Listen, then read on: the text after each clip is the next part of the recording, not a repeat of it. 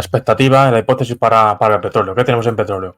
Bueno, en el largo plazo tenemos una distribución por aquí, distribución que generó movimiento tendencial bajista. A partir de ahí, fase A, me da igual exactamente dónde, me da igual las etiquetas que pongas, Selling Climax, AR, ST, me da exactamente igual. Lo que me importa es que ha pasado de un estado tendencial bajista a un estado lateral.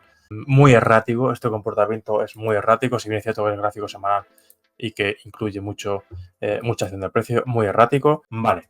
Porque comentaba antes de que me gusta más tirar perfiles para rangos que para tendencias, porque los perfiles me identifican zonas operativas muy interesantes, como es el value over high, ¿vale? Que lo tengo identificado ahí, que además coincide con el máximo de la estructura, que establece el AR, el Automatic Rally. ¿Para qué me interesa tener esto en cuenta? Porque es mi zona operativa.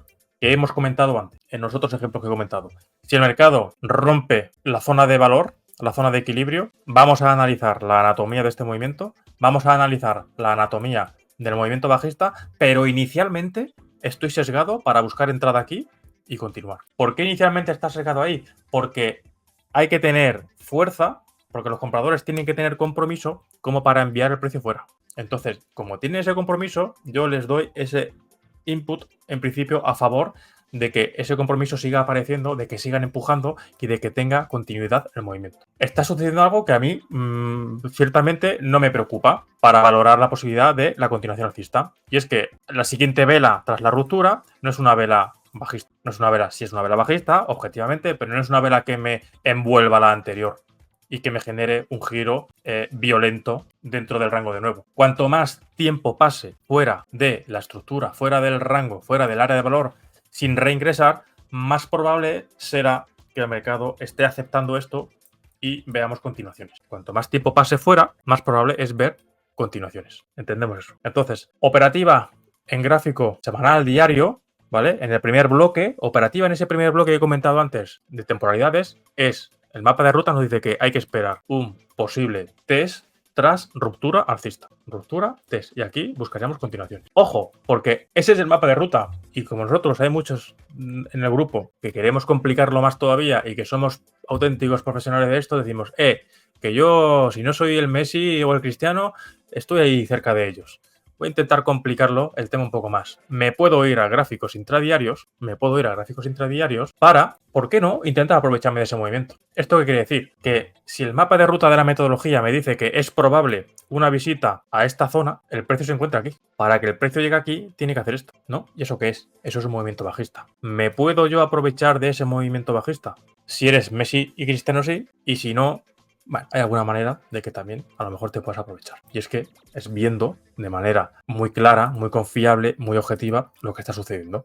Entonces, en el bloque de temporalidades amplias que hemos comentado antes, no tendrías que estar buscando nada, solo tendrías que ponerte una alarma aquí, y ver cómo interactúa el precio una vez que lo alcance. Y si, como digo, quieres complicarlo, pues te puedes ir a gráficos intradiarios, y aquí, pues, ¿por qué no?, buscar algo que te pueda dar origen a ese movimiento correctivo bajista. Y aquí, pues mira, a mí este comportamiento de sacudido de esa zona, esos máximos, ese uptrust con continuación bajista, me dice mucho, me dice que es bastante probable que esto se esté convirtiendo en una estructura distributiva, y por qué no me haga algo de eso. El escenario está ahí. En el corto plazo, para la semana que viene, sabiendo que tenemos el BIPOC aquí, o esta última gran zona de volumen, el escenario operativo más importante para operadores intradiarios sería esperar que el mercado se posicione por debajo de esta zona y que la acepte. Y sobre esa misma zona, esperar, este sería mi planteamiento inicial para esta semana.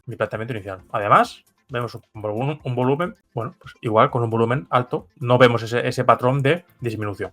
Vemos un volumen ciertamente climático en algunas ocasiones, en algunos momentos. Otra característica que no hemos comentado de esquemas distributivos es quizá esto, la volatilidad. La volatilidad expresada en términos de rango de movimiento. Un mercado que está volátilmente fluctuando también es una característica de los esquemas distributivos. Es como que necesita realizar muchos grandes movimientos hacia arriba y hacia abajo continuamente para encontrar toda la liquidez que necesita. Cuidado, en el corto plazo yo de alguna manera me sesgo al lado corto, porque en el largo plazo estoy sesgado porque es probable ver este movimiento de ruptura y test sobre la zona y, como digo, este movimiento de test bajista, en principio lo tomamos como test bajista, aunque podría perfectamente generar un movimiento impulsivo bajista y rotar totalmente el escenario que hemos comentado antes. Ahora me voy al gráfico semanal que teníamos y lo vemos aplicado ahí. Si esto es distributivo y me genera un movimiento impulsivo bajista de este calibre, veremos lo que pasa. Ahora vamos al gráfico semanal. Pero si no lo es,